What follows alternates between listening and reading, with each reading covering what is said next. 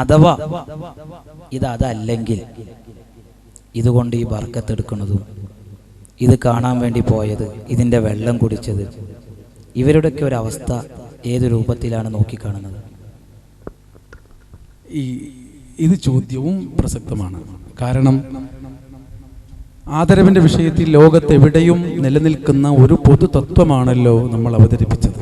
അവിടെയെല്ലാം നീണ്ടു നിൽക്കുന്ന ഒരു വലിയ ചോദ്യമാണ് നമ്മൾ ആദരിക്കപ്പെടുന്ന സംഗതി, നമ്മൾ ബഹുമാനത്തോടു കൂടി കാണുന്ന സംഭവം, ഒരു ചാൻസ് അതങ്ങനെയല്ല എങ്കിലോ? ഞാൻ നേരത്തെ ഉദാഹരണത്തിൽ പറഞ്ഞിരുന്നു, നമ്മളൊരു പാവപ്പെട്ടവൻ എന്ന നിലയ്ക്ക് ഒരാൾ വന്ന് പൈസ ചോദിക്കുന്ന സമയത്ത് നമ്മളൊരു ക്യാഷ് അദ്ദേഹത്തിൻ്റെ കയ്യിൽ കൊടുത്താൽ, അഥവാ ആ വാങ്ങിയ ആള് അതിനർഹനല്ലെങ്കിലോ?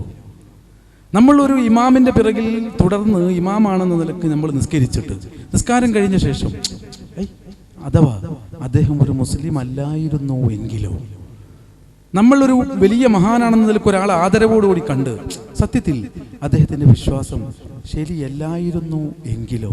ഇങ്ങനത്തെ ചോദ്യങ്ങൾ, ഇങ്ങനത്തെ സംശയങ്ങൾ ചോദിക്കാൻ പറ്റാത്ത ഒരിടം ലോകത്ത് ഒരു വിഷയത്തിലും ഇല്ല എന്നതുകൂടി നമ്മൾ മനസ്സിലാക്കുമ്പോൾ നമുക്കതിന് മറുപടിയും വ്യക്തമായി തിരിയുന്നുണ്ട്. പാവപ്പെട്ടവനാണെന്ന നിലക്ക് പൈസ കൊടുത്തവന് പാവപ്പെട്ടവനാണെന്ന നിലക്കാ കൊടുത്തത്, അതിന് കൂലിയുണ്ട്. പിന്നെ പാവപ്പെട്ടവൻ്റെ കയ്യിൽ അത് കിട്ടിയത് ഓൻ പാവപ്പെട്ടവൻ അല്ലായിരുന്നെങ്കിൽ നമ്മളെന്താ കാട്ടുക?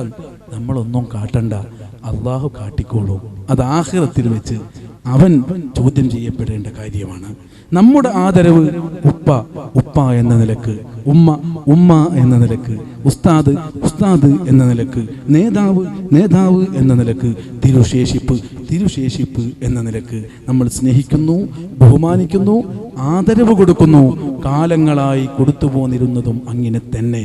ഇനിയൊരു ചാൻസ് മറുവശമുണ്ടെങ്കിൽ ആരാണോ ഏത് വിഷയത്തിലും കളിച്ചത് അവരെല്ലാം ആഖിറത്തിൽ ചോദ്യം ചെയ്യപ്പെടുമെന്നല്ലാതെ നമ്മെ സംബന്ധിച്ചിടത്തോളം നമ്മൾ സ്വീകരിക്കേണ്ട നയം ഇങ്ങനെ തന്നെയാണ്. ഇതാണ് ആദരവിൻ്റെ വിഷയത്തിൽ ആകയാൽ പറയാനുള്ളത്. അല്ലാഹു സുബ്ഹാനഹു വ തആല ആദരവോടെ ബഹുമാനത്തോടെ ജീവിക്കുന്ന മക്കളിൽ, മുതഅല്ലിമീങ്ങളിൽ, സുന്നത്ത് ജമാഅത്തിന്റെ പ്രവർത്തകരിൽ നമ്മെ പെടുത്തി തരട്ടെ. ആമീൻ.